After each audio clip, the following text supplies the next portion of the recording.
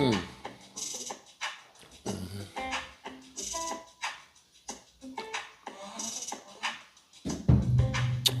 man. No better way to start the day. Coffee and a little bit of music.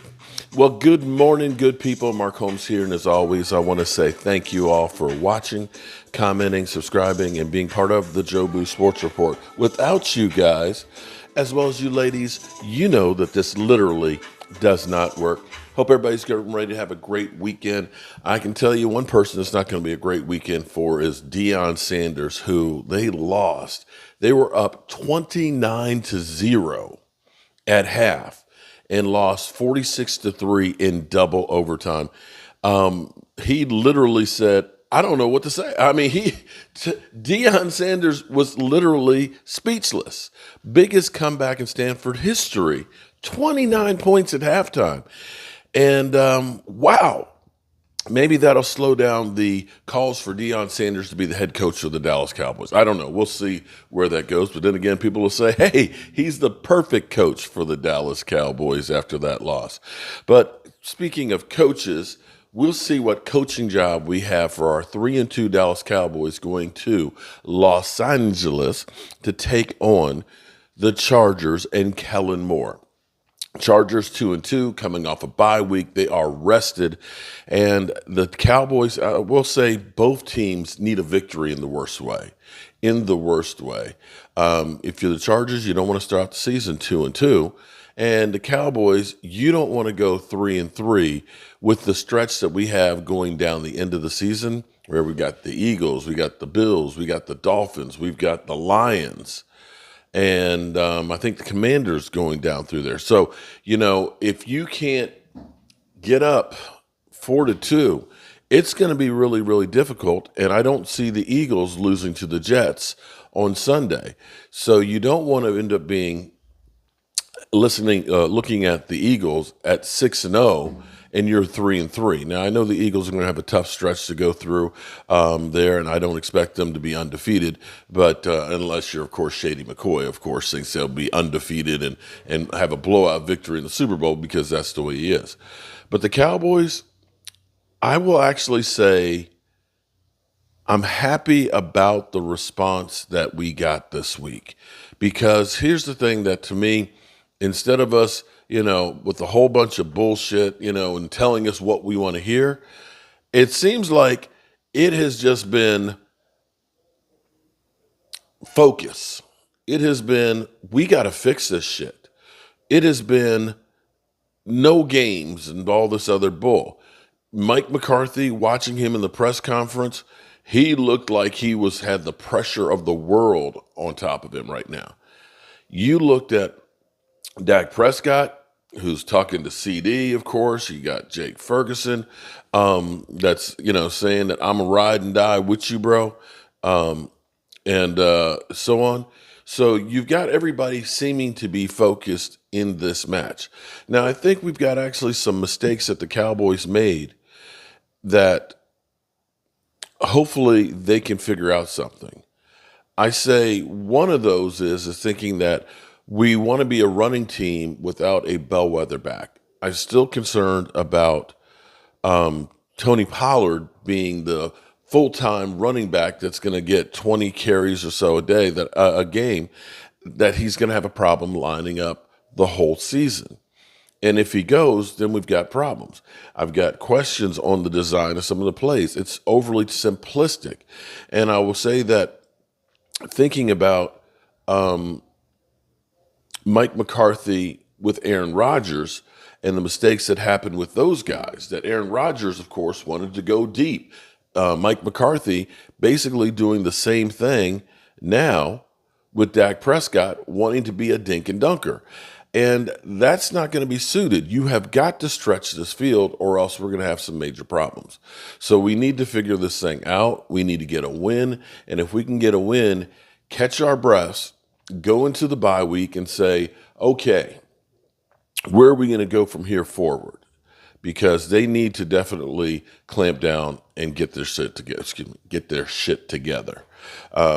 I feel good about this game. I feel like maybe these guys have been brought back down to earth. I thought that the Cardinal game would have been the one that have done it.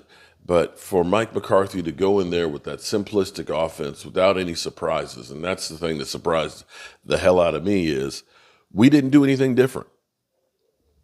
In fact, we dumbed it down even more and expected to get different results. That's all I got. That's all I got.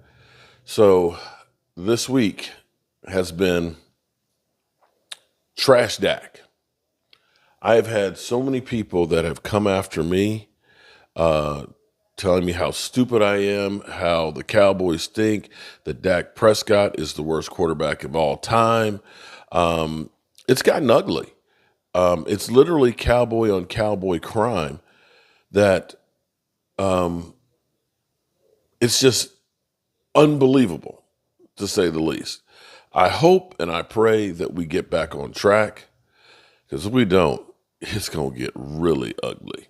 So I want to go through, and Rich Eisen is pointing out how much disrespect that Dak Prescott is actually getting. Let's take a look, shall we?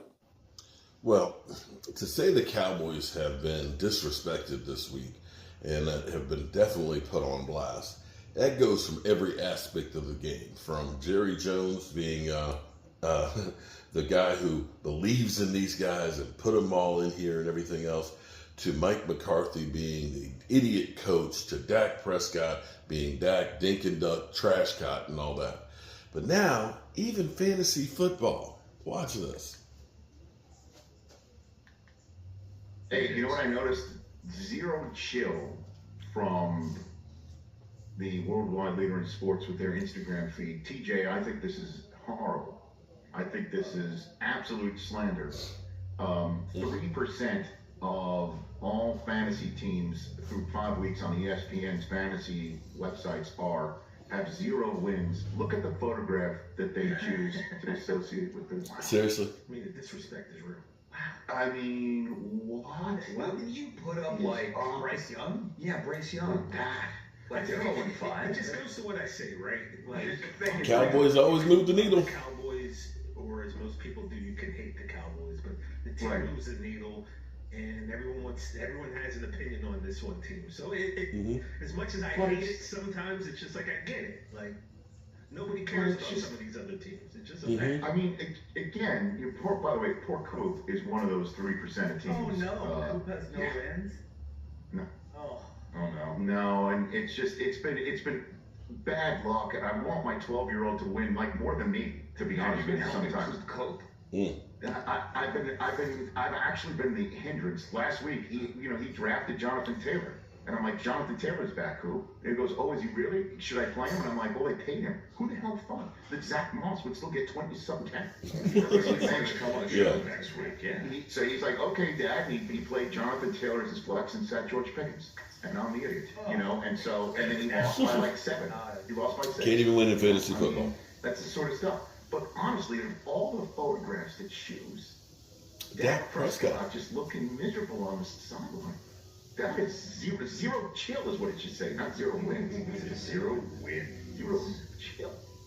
And we're back on the Rich Eisen Show. Andrew sitting in for Rich Riches in London, and we have TJ here, and Chris here, and Jason here, and the entire crew is here as well, just discussing on one of the Roku-only segments here about ESPN putting up a picture of Dak Prescott when discussing fantasy players that have yet to win a game. I honestly think it should be, if you're going to go there, like a Bryce Young or something like that. But as somebody once told me on the .com side years ago, NFL.com in the newsroom, they could, and we used to have a big screen, Rich, you remember this, up in the newsroom, of all the stories on .com and the numbers they were getting. This is way back in the day. The Cowboys get the numbers. And somebody once told me that they could put up a story about the Steelers mid-season swapping out punters. Their punter goes on IR, and they bring up a new punter, and that story on the front of NFL.com would get the most clicks that day, period. And it was the same for the Cowboys. The Cowboys and the Steelers, to your point, TJ, they simply move the needle, love them or hate them. They have a massive fan base, both domestically and internationally,